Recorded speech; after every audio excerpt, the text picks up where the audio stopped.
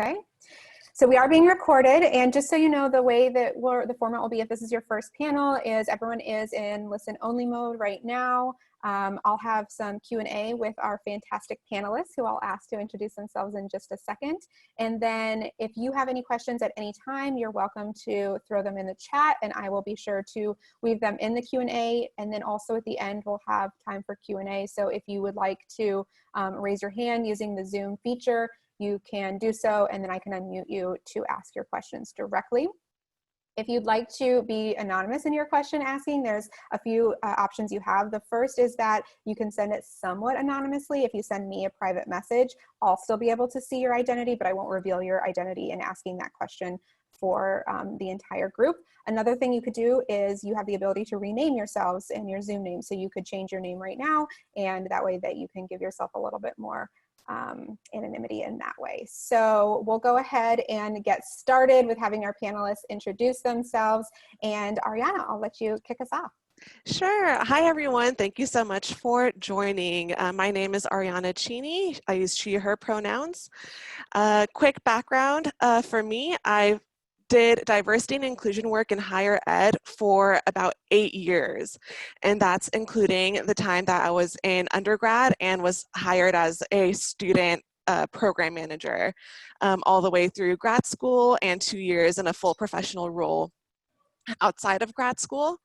I personally loved doing work, diversity work in higher education, but what sparked my transition to doing D&I work outside of higher ed was about a year ago. Some life changes happened, and I was moving from where I went to grad school and lived for 4 years, Seattle. I was moving from Seattle back to my home state of California. And with that change, I mean, I was still, and that job search, I was looking mostly in higher ed here in the Bay Area, where I'm now currently located, not finding much luck. But then some mentors encouraged me to look at D&I work in tech, especially moving to the Bay Area. They're like, there's so many tech companies there, and they all need a lot of help with diversity work as well. So just like open your search bubble a little bit, you'll probably find a lot more.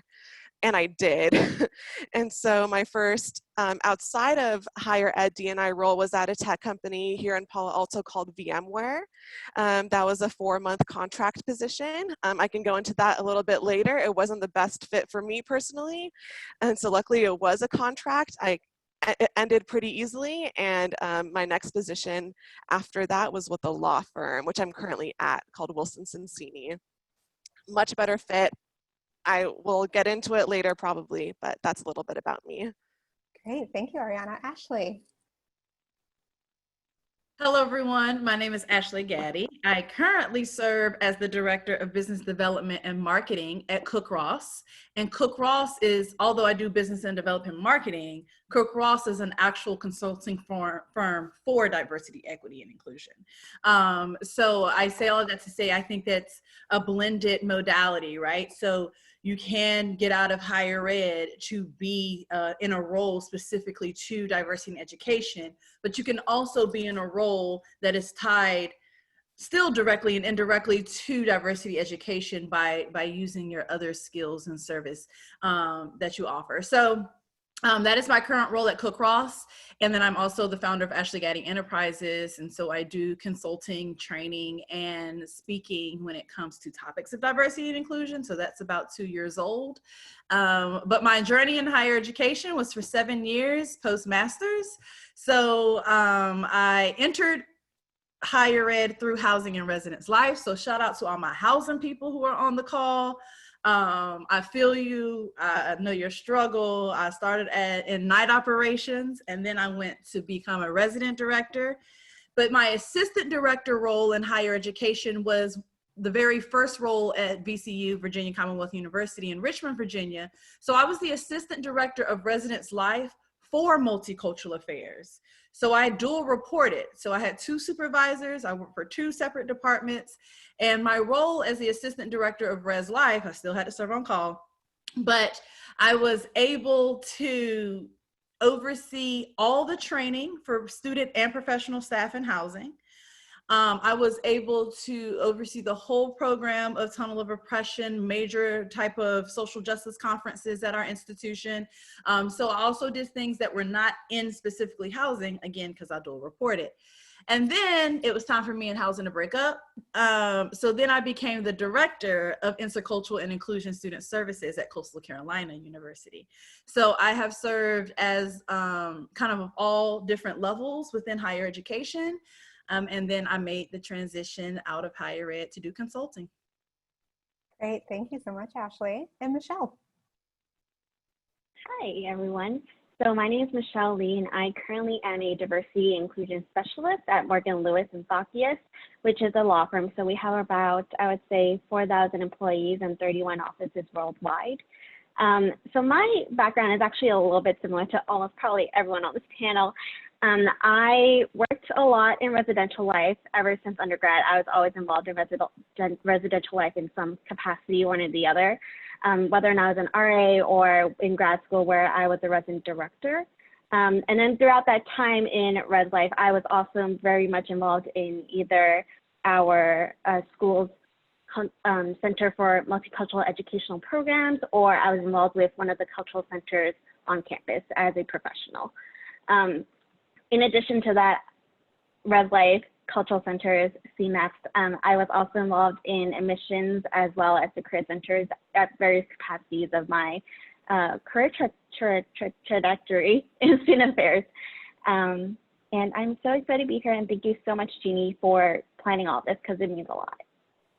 Yeah, well, thank you all so much. You know, one of the things that I had the chance to talk to our panelists about before we kicked this off was what a huge gift they are giving us right now to join us for this panel during such a hectic time in the D&I space. So really thank you for prioritizing this today. I know that you've got a million other things going on, so we're gracious.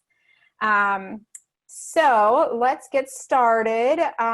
You talked about your backgrounds in student affairs, but I'm really curious to know what you do in your current roles, and then what specific transferable skills you brought from your student affairs higher ed background to be able to allow you to excel in the roles you have. So I'm going to start with Ashley for this one. Yeah, so business development is a more intentional way of saying the sales department, right? Like, let's just be real about it. So I am the head of sales. I oversee kind of and manage that whole process. And then also the marketing that we do for our consulting firm. But the beauty about my role is, yes, while I am especially now on the phone with a lot of organizations, including tech companies, including law firms, including universities, on top of manufacturers, real estates. I mean, we work with a lot of people. The beauty about diversity and inclusion is that while I am letting them know about what we offer, the things that we offer, again, are diversity trainings, our keynotes, our consulting and strategy to help someone have their DEI strategy for a company. So I feel naturally in my groove. It doesn't even feel like business development. It doesn't feel like sales. And when I interviewed at the firm, that's exactly what they were looking for. They weren't looking for a person who is good at sales and can do some diversity work. They needed a full-fledged diversity, equity, and inclusion practitioner who could know what they're talking about DEI, and that naturally brings business.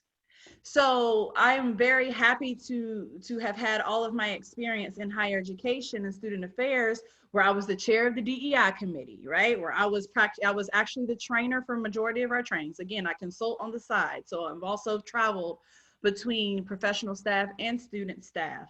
My academic work, so I'm a doctoral candidate right now at George Mason University. So my academic work focuses in race work and gender work. So my resume based off of higher ed was easily able for me to transfer into a business development marketing role now. So none of my degrees are in higher ed.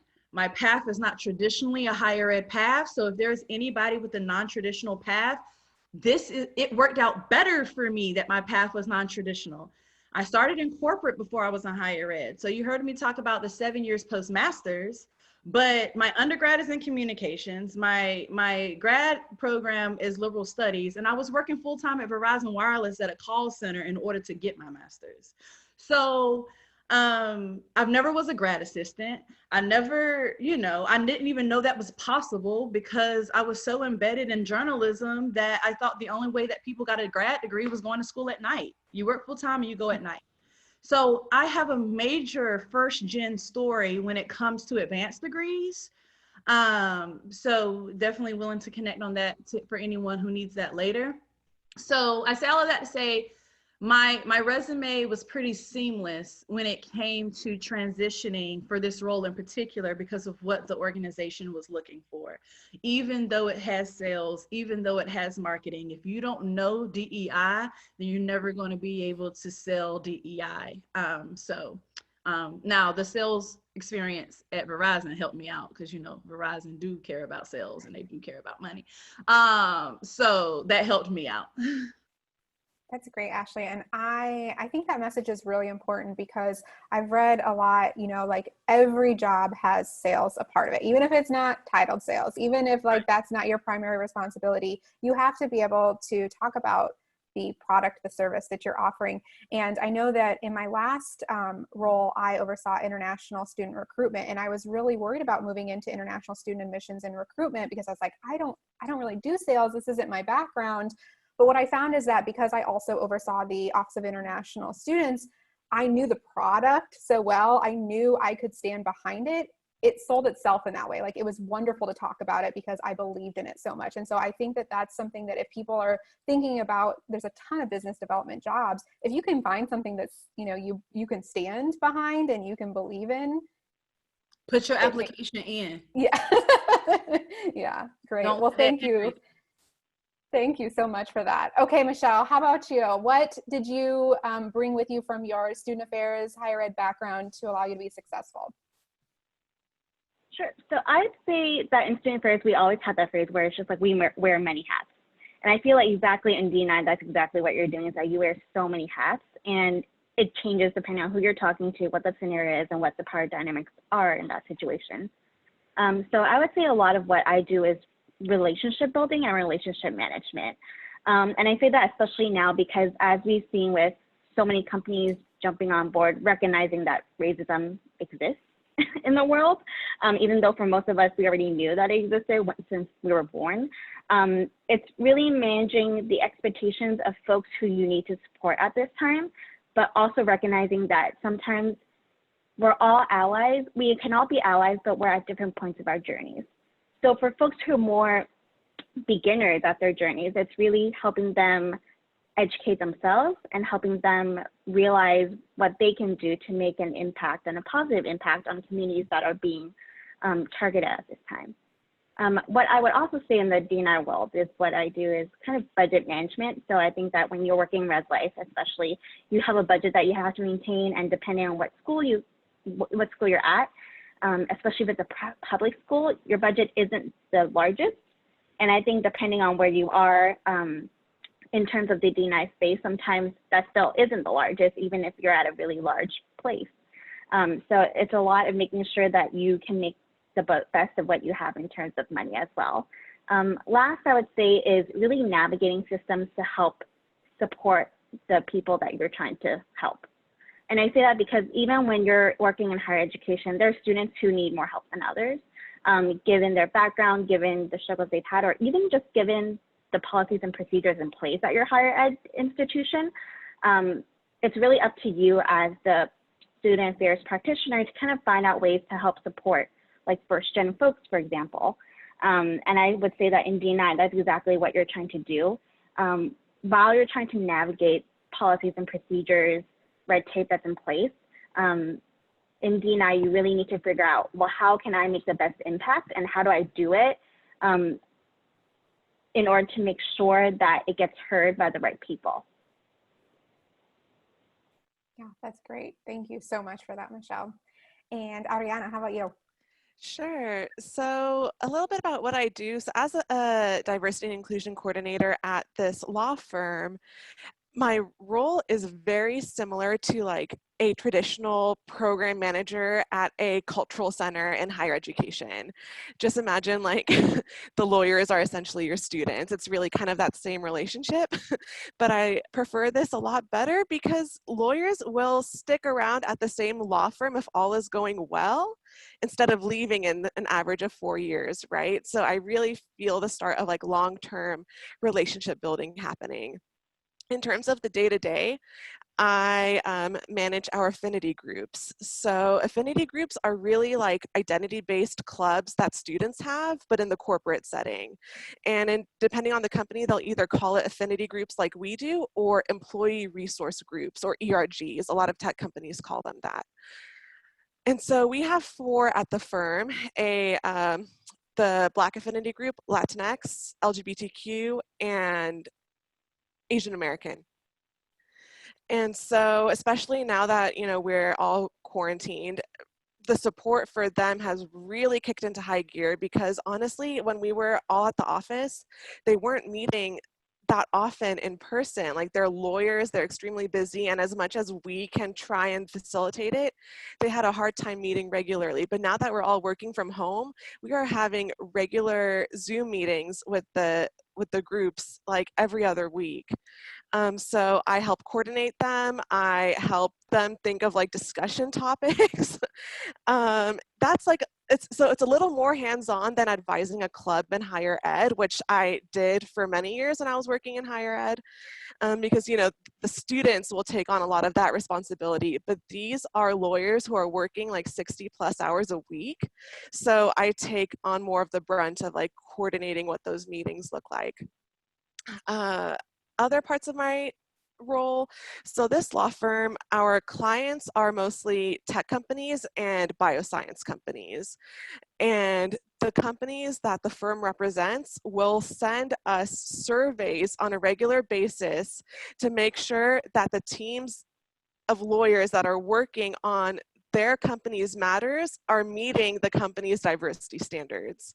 So for example, we will get surveys from Lyft, Google, like Apple, who we all represent, and they want us to send them the diversity numbers of the lawyers working on their matters.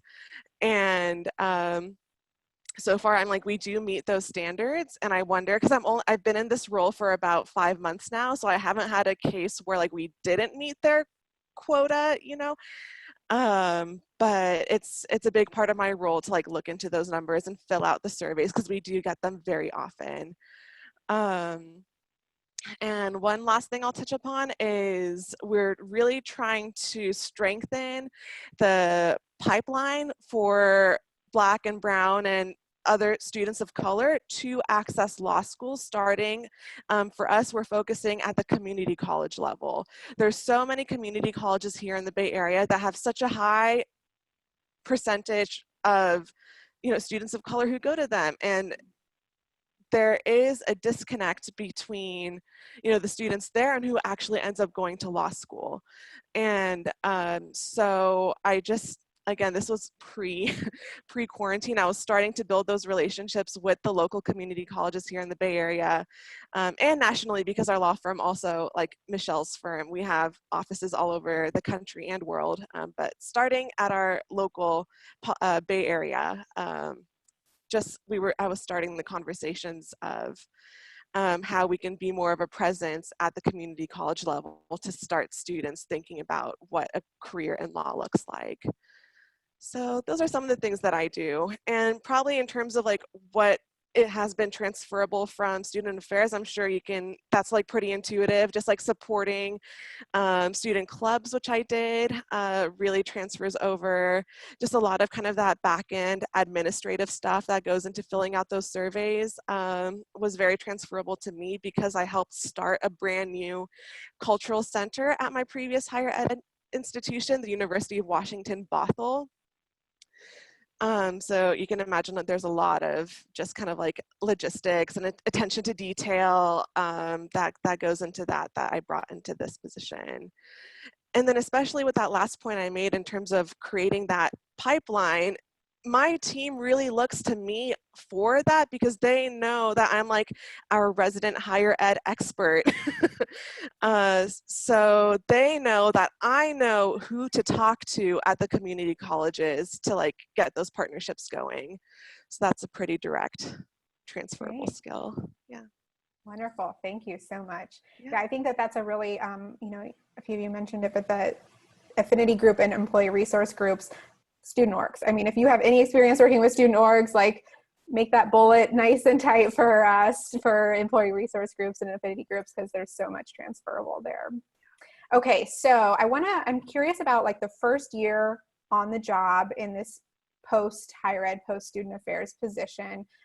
What was the learning curve like, and what were some of the biggest challenges? And then what did you do to fill the gaps that you may have had in that transition? So Michele, I'm going to start with you first for this one.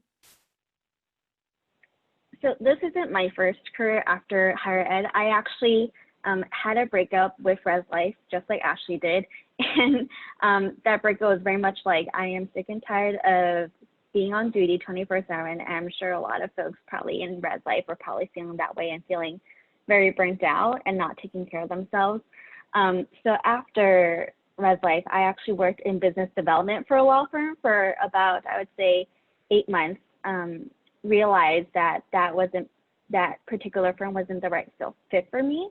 And then I found another biz dev and marketing position at my current law firm. And I actually really enjoyed my particular supervisor. But I also recognize that biz dev and marketing is very different from diversity. And I didn't particularly love having to sell. But I was really fortunate in having a supervisor who really encouraged me to reach out to other departments, especially D&I, and to do D&I work wherever I was. So during my first year at this specific firm, I actually worked with a partner a partner is just a different title for a very senior lawyer, who really was interested in developing a really great pipeline for female attorneys because generally, big law in itself tends to be very white, heterosexual, cisgendered male. So we were trying to figure out, well, how can we best serve our female attorneys, especially within our specific group? So we actually got to pair up 6 of our attorneys with 6 of attorneys at our clients for a cross-practicing female mentorship program. And I think that was my first year on the job, but also something that I really enjoyed because it was D&I work that I was able to do, even though that wasn't my official title. And part of my learning curve, honestly, was just learning a lot of the terminology, I think that in higher ed, we have so many resources that we know where to go to. We have Facebook groups that we can just kind of talk to each other and say like, hey, like this is happening in my specific field. Do you have any advice for XYZ? And I felt that I was kind of missing that when I was first starting my position, first year learning curve in that specific role. And I would say right now, is a little bit over a year that I've been in my current position, current title. And I would say a lot of the learning curve was just trying to figure out my role in the team. So we've been in a lot of transition lately. We currently are supposed to have a director on our team, and unfortunately she is no longer with the firm.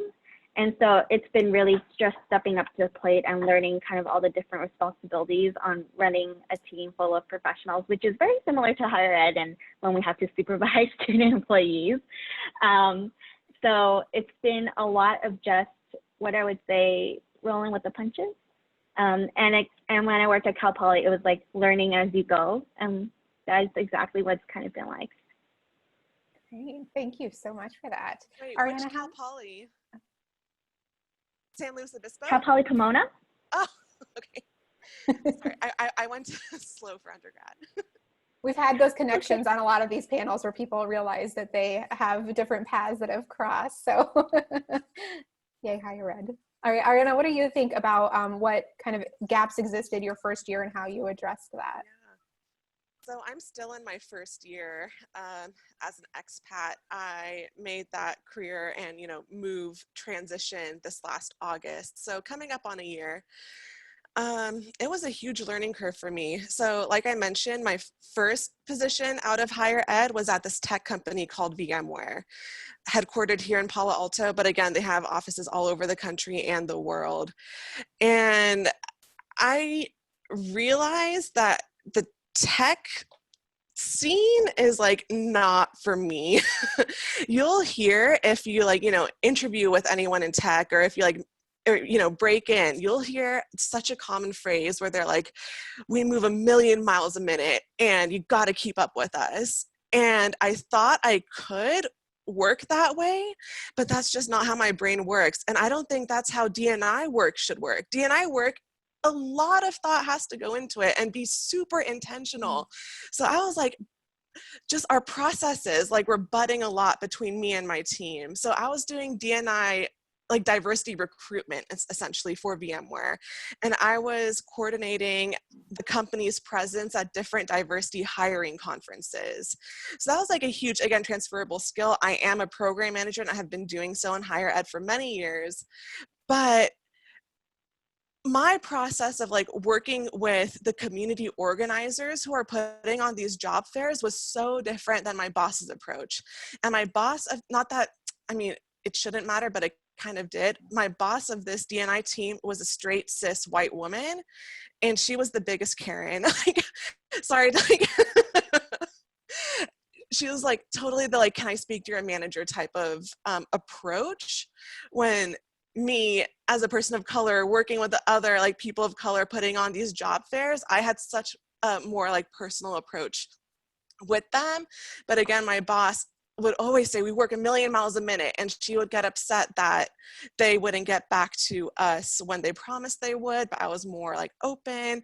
That's just like one example of how tech and I didn't mesh very well. And I was like, when my contract ended, I was out.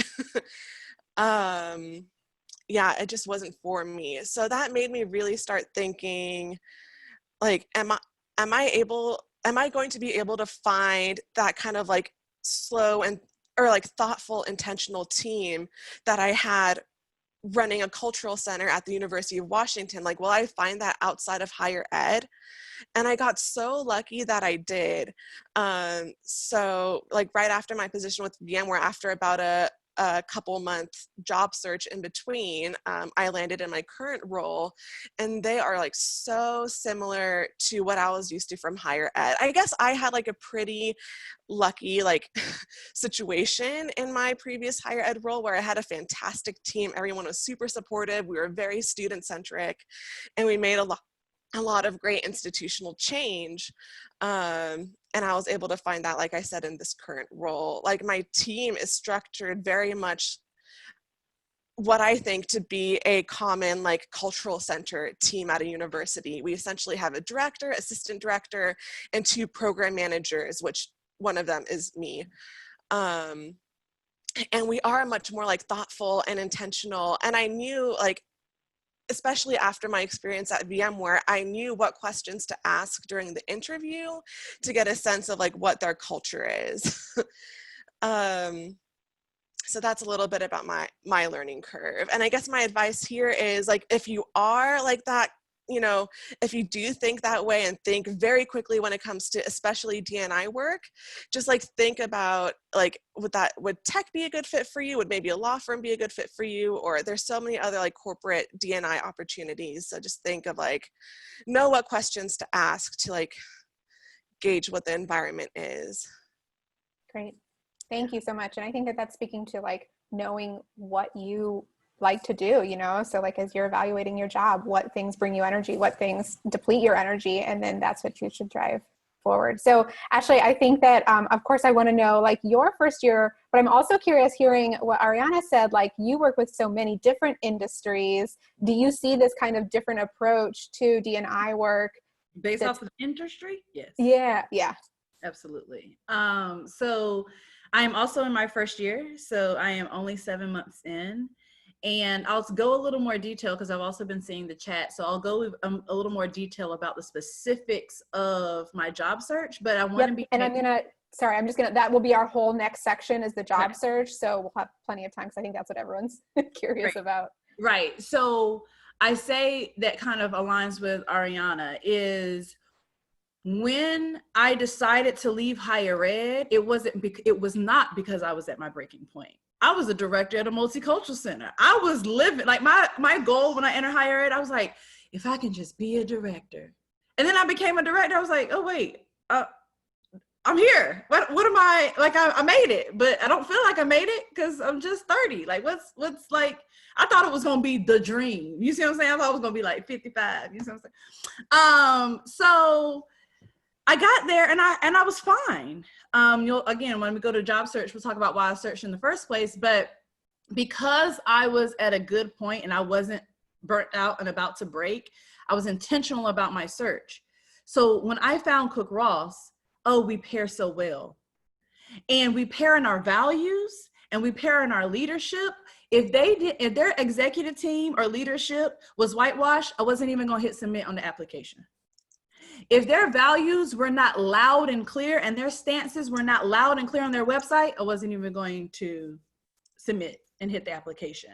So when I did see all of that in Cook Ross, I was like, oh, we have a great chance of being here. And when I interviewed as well, I was like, I'm again interviewing them just as much as they interview me. You know, we hear that.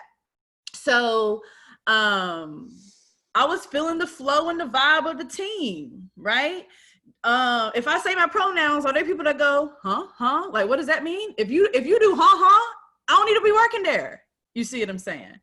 So I think that I had time to be intentional to see if we would pair well. And so in my first role, the biggest challenge, because I had the DEI, right? I had the experience, I had the sales. As a student affairs professional, admin work not my favorite. Okay, and I didn't like conduct. So Maxient and all these other software platforms, I mean, did not enjoy it. And the CFO in my interview goes, have you worked with Salesforce? And I'm like, I don't even know what that is. Like, I don't even know what Salesforce is. And I said, no. However, I have worked with Campus Labs. I have worked with Maxient. I have worked with these different softwares, knowing good or well I wasn't that good at them. But I could at least say that I have worked with those softwares and that I have managed a budget. And I know how to do event coordination or, planning. So I had to let them believe in that interview that my administrative work with databases was going to be something that I was going to make sure I put energy in as an area of growth for me. And so I had to be very transparent. I was like, no, I've never worked with Salesforce, but here are the platforms I have worked with. So my biggest challenge, and not challenge, but my biggest place where I'm putting my energy right now is this Salesforce is a database that we use for all of our record keeping. And how to use that as a functionality, our leads, our opportunities, contracting within a database is something that I am spending a lot of time in, because as a student affairs professional, I did not spend a lot of time in it. So that is probably my advice, is that if you want to move out of higher ed, please spend some time with those databases that your institution pays for you to have access to. Great. Thank you. That's helpful. And I think, like you said, leveraging what you do have, if you can figure out Campus Labs, you can figure out, if you've got user Recruit before, then you can figure those others out. Yeah. Star Res. If you can work Star Res, honey, you can work anything. Okay. Let's be very clear. Michelle nodding her head because it's real. So I do want to transition to the job search, and I think that that's what folks have a lot of questions about. So I think what we're seeing is, how did you find jobs? Mm-hmm. What did you do to your resume specifically to make those adjustments? I know there's a specific question about, like, did you say, I've managed employee resource groups before, I've managed affinity groups before, or did you say student orgs and allow them to make the jump? Okay, so I'm seeing head nods saying, yes, you go ahead and adopt their language, even though we called it something different. Yeah. Yeah. Well, for me, I will say, instead of, not specific to like Affinity Groups, ERGs, but for me, in student affairs, especially in housing is mostly an auxiliary. So, and tuition and fees pay a lot of our salaries in student affairs. So we know that the student are our customers. We know if they don't pay, we don't get paid. So instead of saying student, I said client, because the students in a way are our customers and who we need to service in student affairs. And another language transition that I made is that if I was I was the advisor for neighborhood council or community council in a lot of housing roles. I would put that I would advise event planning groups. You see what I'm saying? Or educational groups or social groups, instead of just saying like community council, because they have no idea what that means. But if you think about what you do on a community council and how you advise students to plan programs and how you advise students to have educational moments, then you can be advisor to an event planning group. Great. Yeah, thank you. Michele, what did you do for your materials? How did you change them from higher ed to other industries in D&I? I think it really just depends on the situation. I think that at first, when I was applying to positions outside of higher ed, I did make that mistake where I didn't use their language. So what I started to do was that whenever I looked at new positions outside of higher ed, I would just kind of go on their website to see what language they use and just mimic it. So if they do use affinity groups or employee resource groups, then I would use their phrasing. Or if there was something very comparable that what I did was similar to what the corporate world did, then I would say like affinity groups, also known as XYZ. I would say that a lot of what I did was just looking at their specific website, the company that I wanted to apply to, and just using their terminology. And I think it's a different world in terms of higher ed and the corporate world, obviously. But there's so much more. There's a lot of transferable skills that we can just provide. So I don't think it would be a stretch to say that if you did advise a cultural center, if you did advise a group, that it wouldn't be the same as advising an employee resource group. Great.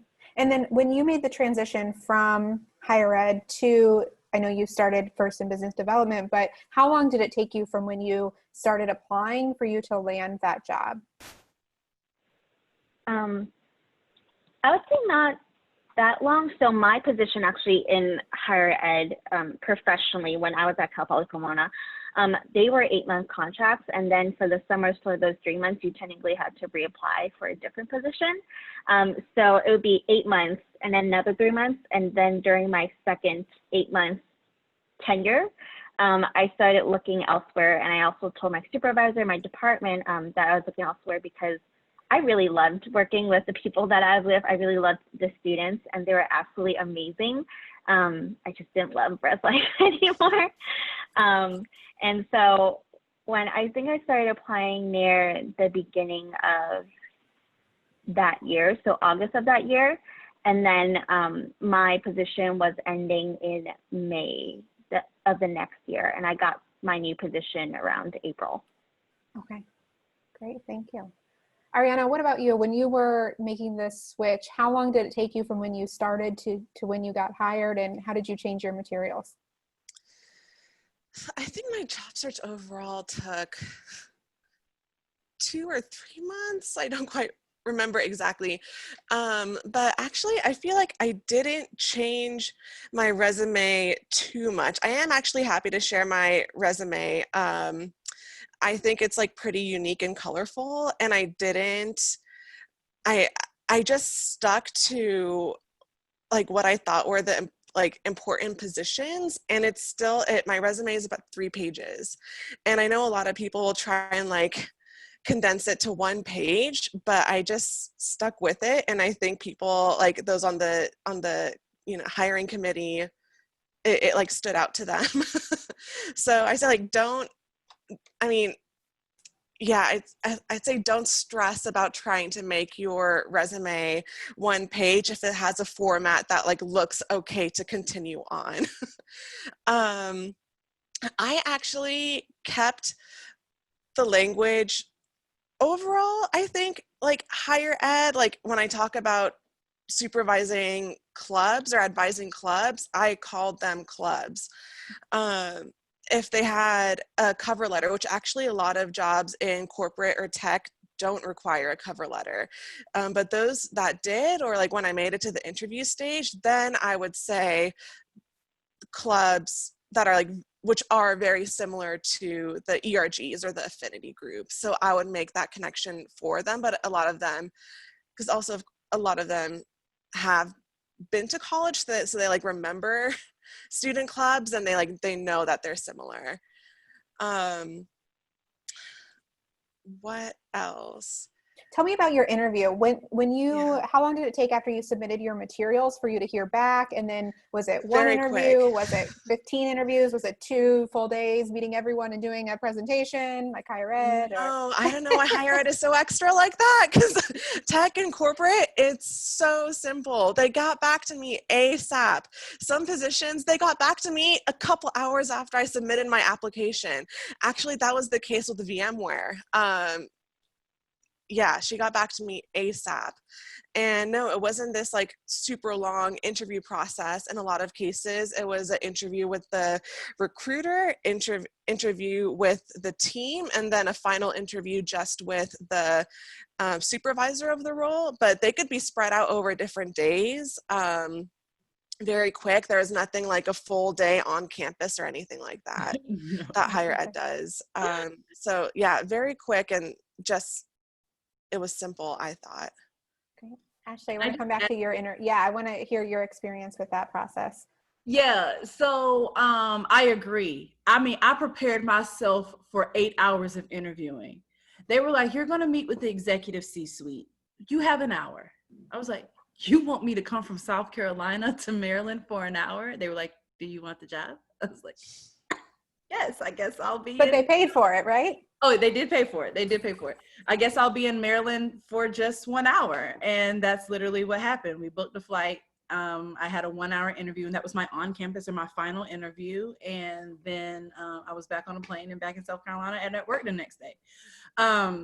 So it moves very quickly. And I just looked, I submitted my application to this current role on August 16th. And then got the final offer October 1st. So again, just moving very quickly. So my interview process, understanding that I was searching for director roles or higher. So I wasn't going to leave a director role if I wasn't going to be a director role or in senior leadership. So I think that for me, I was expecting more of a higher ed interview process. My round 1 was the chief strategy officer calling me one-on-one. Let's talk. I ain't got no questions for you. I'm gonna tell you what we offer. I'm gonna tell you what we're looking for. I'm gonna tell you what the salary is, and I want to learn who you are. No formalized questions? No. We need to talk real talk at this point. There is no panel. There is no formalized questions. If you're going to be joining our leadership team, I'm calling you as the person from the executive team, and we're just going, and I want to learn about you. And we talked for an hour and a half, and then that went into the be on a plane for an hour interview. And then that was it. So I think that, yes, it's very different. It's very fast. And it's the style, depending on, what level of positionality or what role, the style is just very different. And I also want to make it very clear for the people here who may be kind of also maybe feeling discouraged. No, outside of our actual consultant role of people who do our deliveries, no role, we do not require education. You do not have to have master's required. You do not have to have bachelor's required. Less and less companies are making education the main qualification for these roles. So even though I have a master's and I'm in a doc program, they didn't want to know about none of that. Can I echo a lot of what Ashley said?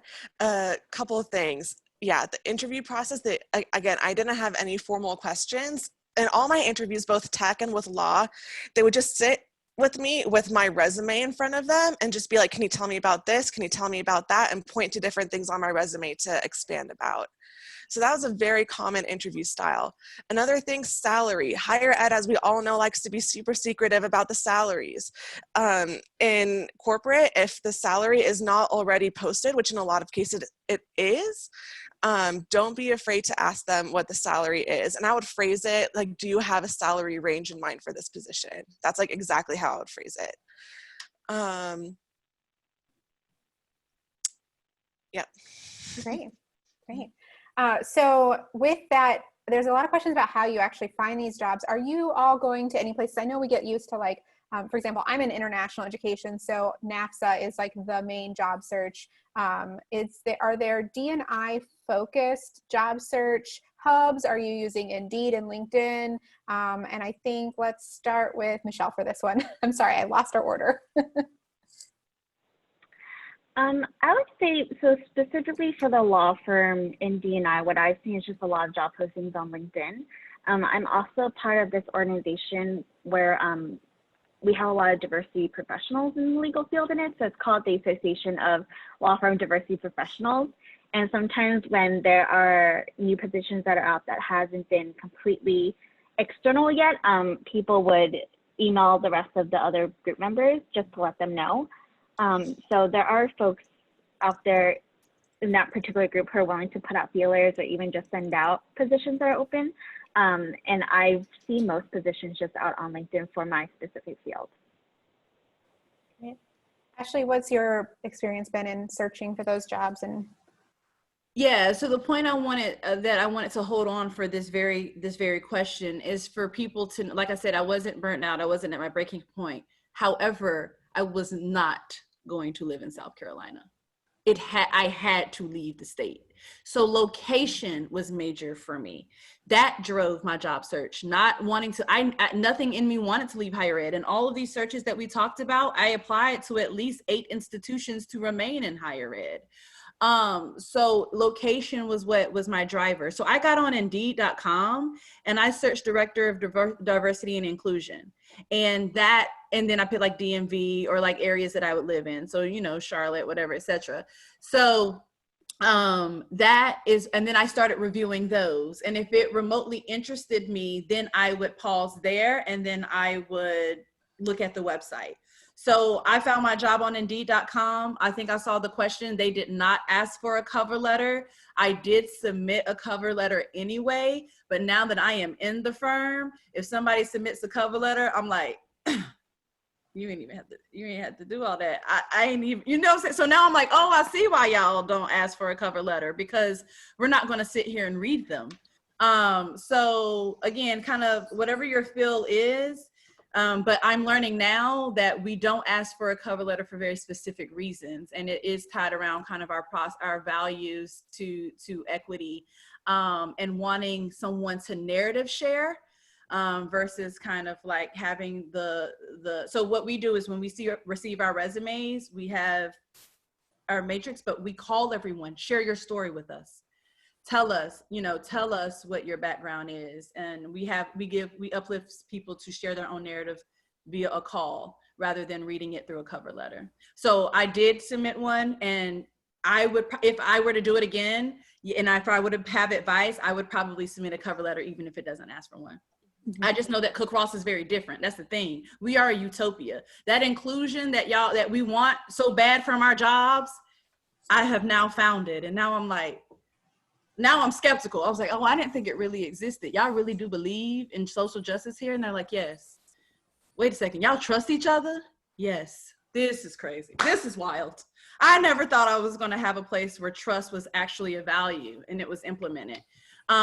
So yeah, that's great. That's great. I'm so happy for you too. Obviously that's something that you worked hard for and you deserve, but it's also inspiring for everyone on this call to know that I think sometimes we normalize some of the bad behavior that happens in student affairs and higher ed, and we get to think that that's something that we have to expect no matter where we go. So that's good to hear for everyone out there. And I also want to, co-sign what you said, Ashley. Like, if it doesn't say you have to have one, you never know if you're going to get someone who is looking for it and is making assessments based on if you do it and someone who doesn't want it. So it's better to do it and have it thrown away than to not do it and have your resume thrown away because they were looking for that, right? So just do it, and maybe they'll use it, maybe not. Okay, Ariana, did you have? If I can interject. Yeah, go ahead, Michelle.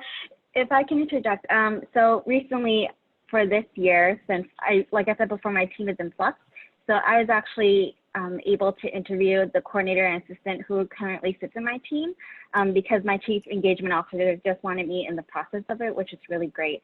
And when we were setting up the interviews, we actually didn't get any cover letters. And I think it's because the recruiters just didn't attach it to the interview scheduler. So I think that sometimes even if it asks for a cover letter, it might not even be seen, unfortunately. That's good to know. That's good to know. Go ahead, Ariana. Tell us about what you were, where did you find your jobs and how did you? Yeah, so Indeed and LinkedIn for me. And my technique was I just typed in diversity and inclusion within quotes in both those engines. And I think I'm also lucky in terms of where I was searching, like in the Bay Area, that there's so many like diversity and inclusion roles that popped up using that search. That was my technique. And I also wanted to touch upon what I learned about different D&I roles at different companies. So some are very team-oriented, which is what I was looking for, and some are what they call individual contributors or ICs that work within a larger team. And that's what I've seen in like big tech companies like Google and Apple. So the individual contributors are usually called diversity business partners. I applied and interviewed for a few of those, again, with Google and Apple. The reason they weren't for me was because you are the only D&I specialist in this large business unit. So it's like, I don't know, the telecommunications team within Google, which is like a couple hundred of people, have one D&I specialist who you are like the sole person they go to for just like advice on all things D&I related. And that's not how I worked. I'm like so team oriented that I don't feel qualified almost to like make such a huge call for a company as a sole, you know, IC, individual contributor. So just keep that in mind. Like if you feel like you can be that like one person, you can look up like diversity business partner is what a lot of companies use as the title. Others like D&I program manager, program coordinator, or specialist. For the most part, in my experience, those are more team oriented, and that's what I was looking for. Well, and I think that that's because a lot of D&I work starts in organizations in a higher ed focus, and a lot of companies use business partners as their HR models. And so it makes sense that they use that same model when they're doing, it makes sense for what structure they're coming from. I'm not saying it makes sense for the organization, Right. but it makes sense why they're making those and choices. I was like asking them, like, am I the only one who would be helping your like team of hundreds of people? And they're like, yeah. I'm like, what support do I have? Like, these are things I was asking in the interview. Like, what support do I have? Like, can I ask other people like for, you know, advice or whatever within the organization? They're like, oh yeah, you can like chime in with like the other ones, but everyone worked so individually. And I hope they're doing okay. Well, and so that I think leads to a question we had in the chat, which is, do you feel like the commitment to diversity, equity, and inclusion exists? Like, are you a face to check a box to make sure that you've got a D&I person on staff, or do you feel as though there's buy-in and there's a real genuine commitment? Obviously, we know Ashley says that she's, you know, at Utopia, she's found a place it's where. probably not best that I answer this question. But for those of you who are not at an organization dedicated to doing that type of consulting, and Ariana, since you're muted, go ahead and let us know, and then Michelle will go to you for that. Yeah, so I do feel that commitment from my company.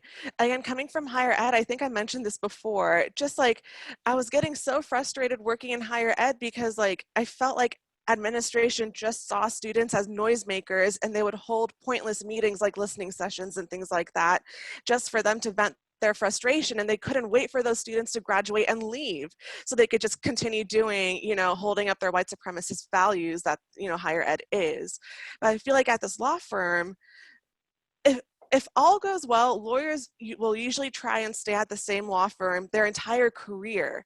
So like even just as associates before they get promoted to partner, which like Michele said, it's like the highest honor at a law firm. You get like a share of the profits and everything.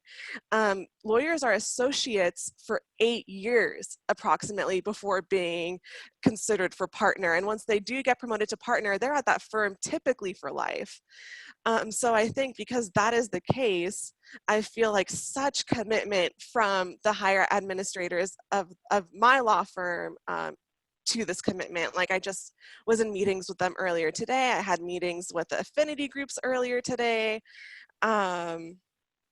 It's really refreshing to be in the current environment that I'm in.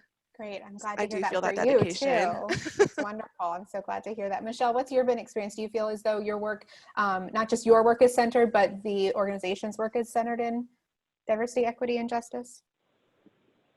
I think if we're speaking about big law in the legal field in general, I don't think I would have said the answer that I'm going to say now. I think after all that's happened and after what I've seen happen at my firm internally, as well as what we've committed to doing, I would say absolutely yes. And I think I wish this had happened sooner on a different basis, but a lot of firms now, especially my firm, have made more commitments, not just money-wise, but also internally. Ariana earlier was talking about the pipeline, and I think now more than ever, firms are a lot more focused on how we can develop our pipeline and how we can develop associates. Obviously, there's a lot of focus on partners, senior lawyers, because they bring in the money. And sometimes the associates kind of get left in the dust. I think they're finally realizing in order for you to have diverse partners, you need diverse associates who will want to stay and want to be there. And so I would say absolutely yes. I mean, my firm in itself in the past 2 weeks have shown that they can be responsive to what is happening, not just in giving money to organizations, which I think is also important, but also showing that they are willing to do work internally to make a difference.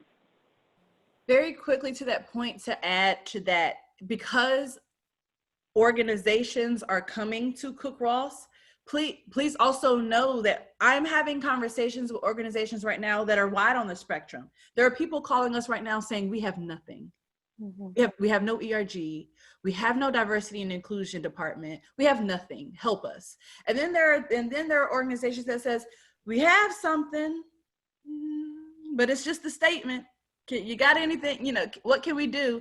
And then we have companies who are calling us saying, we have a full DEI strategy. We have, training program. We have ERGs, etc. Can you just review to see if we're kind of in doing it right? Or a lot of people are just now in the times. And so let me pause to say that Black lives do matter here. A lot of people are coming to us saying, we have bias. We have these broad things. We ain't got nothing on race. Help us do race. Mm-hmm. So because Cook Ross is a consulting firm, so we get a wide spread of orgs. I don't want to discount, I don't want to make our utopia type of stories make it seem like there's not a spectrum. There are people who are calling us that say, what ERG stand for? You see what I'm saying? Like they really are not there. Ashley, I want to give this next question to you first as well. How do you decide, because your role is different in that you get to see all of the different industries, how do you advise someone decide which area they want to go to? So like Ariana said, she started in tech and that wasn't for her, and now law is a good fit, but like what advice, since you've seen such a broad view of D&I at different industries, what advice do you have for folks narrowing? My advice is don't let DEI be your only focus. What are the other aspects and fields that you either have a passion for? What is your degree in? Like, don't let DEI get you caught up and then you're searching in DEI for meat packaging. You see what I'm saying? Like also do DEI alongside a field that you would enjoy. If tech is not your thing, don't search for DEI in tech. If communications is not your thing, don't search for DEI in communications. People try to do too much sometimes. They DEI everything and then they find themselves miserable. You see what I'm saying? So please make sure that your DEI is alongside something you're going to actually enjoy doing, a field you're actually going to like. Don't be so DEI that you find yourself having the exact same feelings that you feel in higher ed. Because guess what? Higher ed ain't the only field that's going to burn you out either. So please enjoy what you do. Great. Michele, did you, you ended up in DEI through a different avenue through law, but like, did you want to go in this field, or were you, how did you get here? And what would you recommend for people who want to get in the door? I think that's the second part of this too, is I've had people, you know, say like, if you don't have diversity and inclusion on your resume as a job title, you're not moving forward. So what about those folks? You all came with that in your background. What about folks who don't have a title in multiculturalism, diversity, and inclusion? How do they get that experience and get those jobs? So I think it really depends on your resume. There were so many questions in that, so hopefully I'll answer all of them. I think the first off is that, so my title when I initially left higher ed was Residence Life Coordinator. And if you ask anyone outside of Res Life what that was, they would be like, what are you talking about? Were you an RA? And clearly I was not, and none of us were. But sometimes I just wrote like coordinator, comma, the Division of Student Affairs, and then we can get into like the actual bullet points and deliverables. I got into legal field because before I went into higher ed, I actually wanted to become a lawyer. So it kind of seemed like a right fit when I was able to find a position outside of higher ed. I also did not have anything specifically with the words diversity and inclusion on my title when I started. However, I think I just got really lucky in the sense that when I was working in biz dev and marketing in my firm, I was able to do D&I work, and people saw that. And my boss back then was really supportive of me to apply to another position internally, and she actually gave me a really great recommendation and reference to be at the position that I'm at now. When I switched officially from biz dev and marketing to diversity, I would say 2 years into that specific role beforehand. And I made that move laterally. So I went from a biz dev and marketing coordinator to diversity inclusion coordinator, and then in April of last year, and at the beginning of this year, I was promoted to specialist. So I think there are many different paths and many different journeys, and just because you don't have the words D&I in your title, it doesn't mean that you can't do D&I work like Ashley mentioned. It's just really about making sure that you consistently put down, well, if I didn't have D&I in my title, then what did I do that was D&I, and what can I bring to the table? And I think there was another question, but I totally forgot about it. Yeah, me too. So I think you did a great job. Thank you for that. I appreciate it. And you like said exactly what Ashley's recommendation was what do you like? What do you like doing anyway? For you, it was law, so that was a good fit. Ariana, what do you recommend people wanting to narrow down their focus and get in the door if they don't have that experience? Yeah, I mean, I totally echo Ashley in terms of like, you don't need to have a D&I role to be doing D&I work. And I feel like that, for me, I feel like that was easier in higher ed. Like if you're getting burnt out running a diversity center, you can move to, you know, like student activities or rec or housing even. I never worked in housing, but still do D&I work in those different spaces within higher ed, or, you know, academic advising. That's how my mind was thinking. For me, making the transition to corporate, again, I feel like I'll just put it out there. I still feel really new, right? Because I haven't even hit my 1 year mark, let alone at the same company. But for me, yeah, I also felt like I shouldn't just keep my focus to D&I. And for me, branching out looked like looking into university recruiting. So like during my search, I was looking both D&I and university recruiting, because I felt like, oh, I still like, you know, love to have that connection with higher ed. UR would be like that perfect bridge between corporate and higher ed. And of course, you're still doing D&I work and going to different like diversity student like hiring job fairs and things like that. And also in terms of like, if you don't have a D&I role in your past where D&I is part of the title, just put everything you did D&I related in that job in the first few bullet points of that description. Like just put all the relevant information at the top of each, you know, each summary of like, you know, your work experience on your resume. And I also liked, oh my God, I forgot if Michele or Ashley said to like change the title to like coordinator, student affairs. Like Yeah, that Michele was a really said great that. idea. That's Michele. great. Yeah. I agree. I think that makes so much sense. And another thing that people could think about is moving to a functional resume instead of doing where I was coordinator, division of student affairs, and this is what I did. You could put the title like diversity and inclusion work, and then you can pull from all of the various experiences that you've had and listed under one section. Then you could do another section on business development. And if you did any type of recruitment or admissions, you could put it there. So that's another way to show them that you have the skills. It's not misleading, right? You've got these skills, you've done this work. You just need to package it so that they can see it better. So that's great. And some of those questions, those experiences that are not even in your role, put them under that functional area in your resume. Did you volunteer? Are you a board member of a community group, etc.? Put that under the DEI section in your resume. And one very quick thing that Ariana said about the bullet points.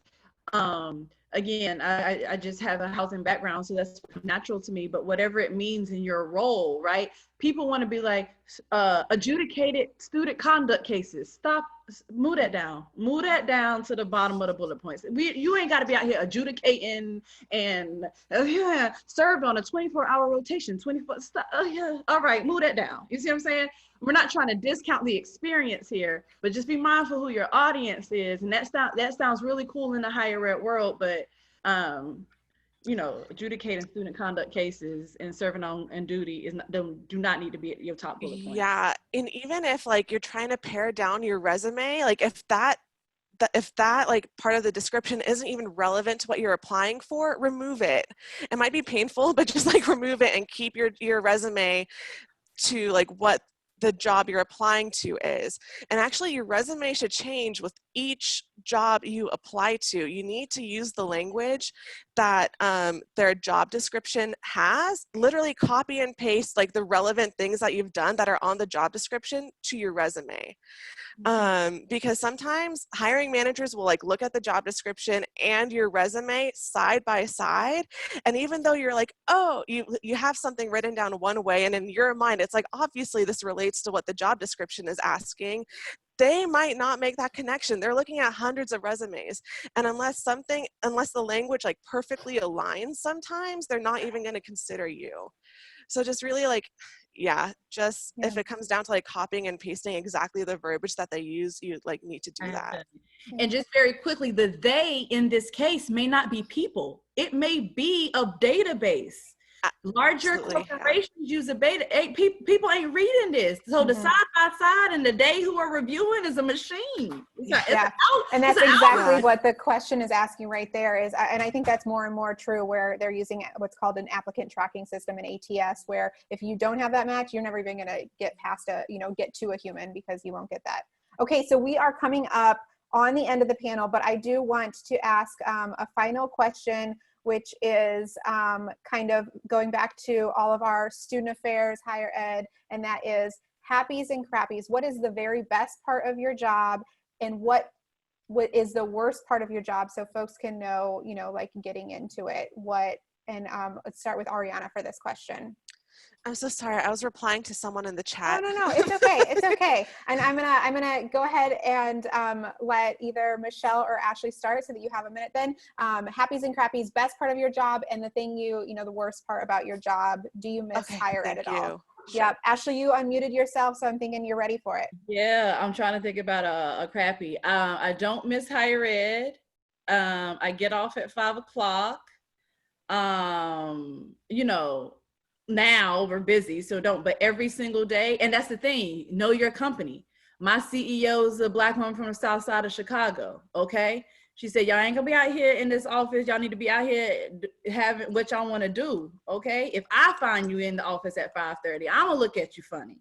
So again, you need to know where you're applying. So I get off at 5, I'm still within my passion still radiates every day.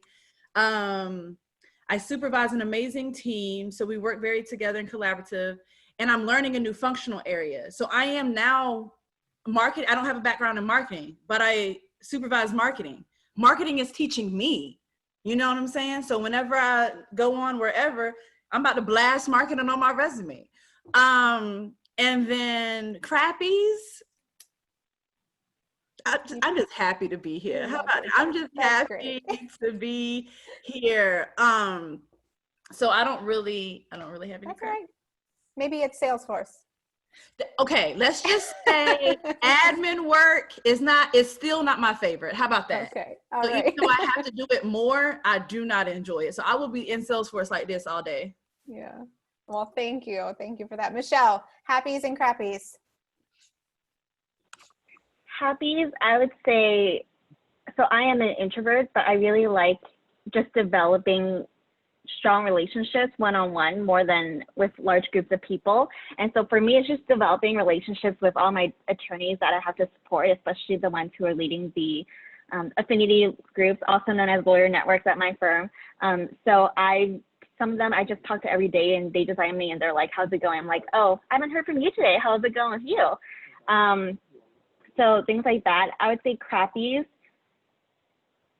because we are such a large firm, we have to go through multiple layers of red tape just to get one proposal in or something in. So for example, last night I was up past 5 p.m. unfortunately, just writing a proposal of how and why we should use pronouns in our signatures. And I would say, coming from a higher ed background, we're like, of course we should use pronouns. Like, why shouldn't we?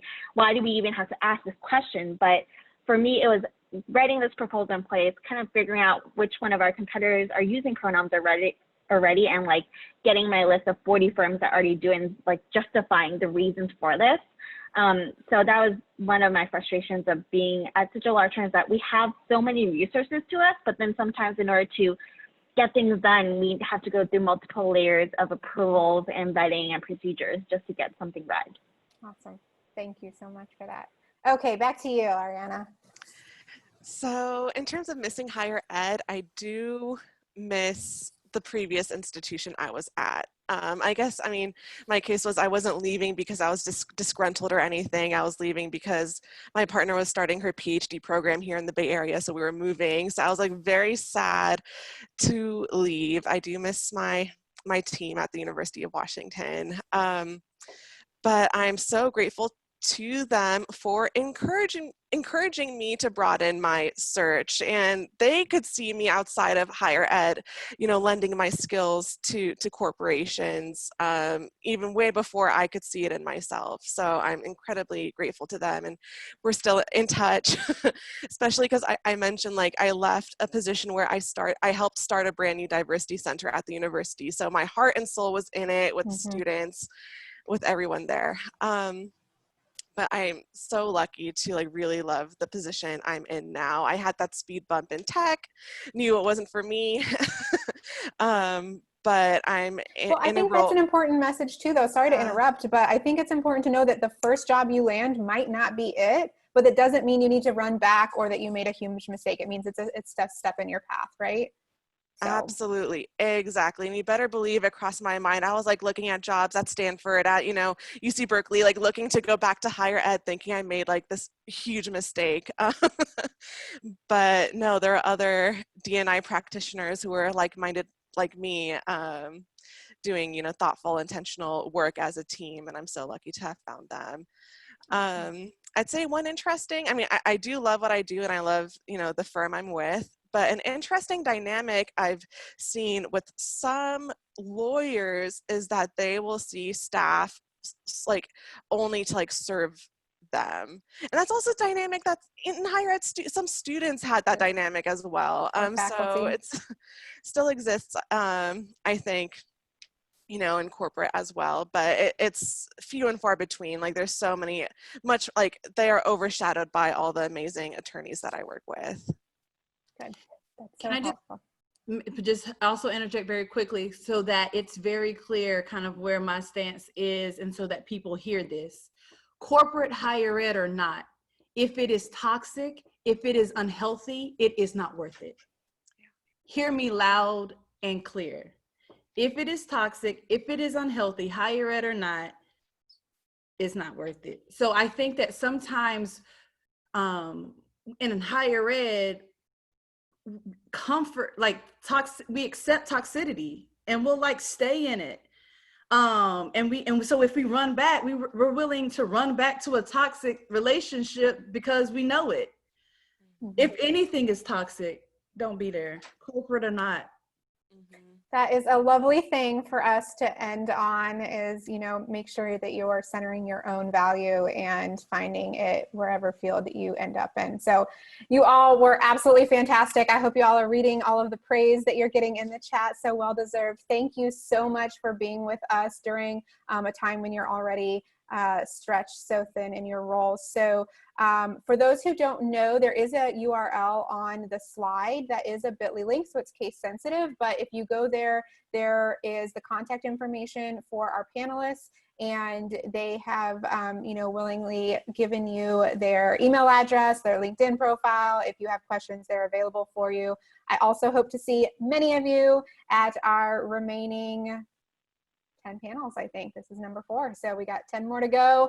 Thank you, Michele. Thank you, Ashley. Thank you, Ariana. I appreciate you all so much. You did a fantastic job, and I wish you well for the rest of the evening.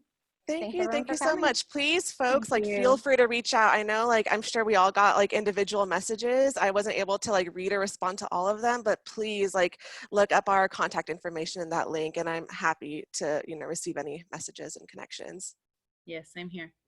Awesome. Thanks, guys. Have a wonderful evening. Thank you. Bye.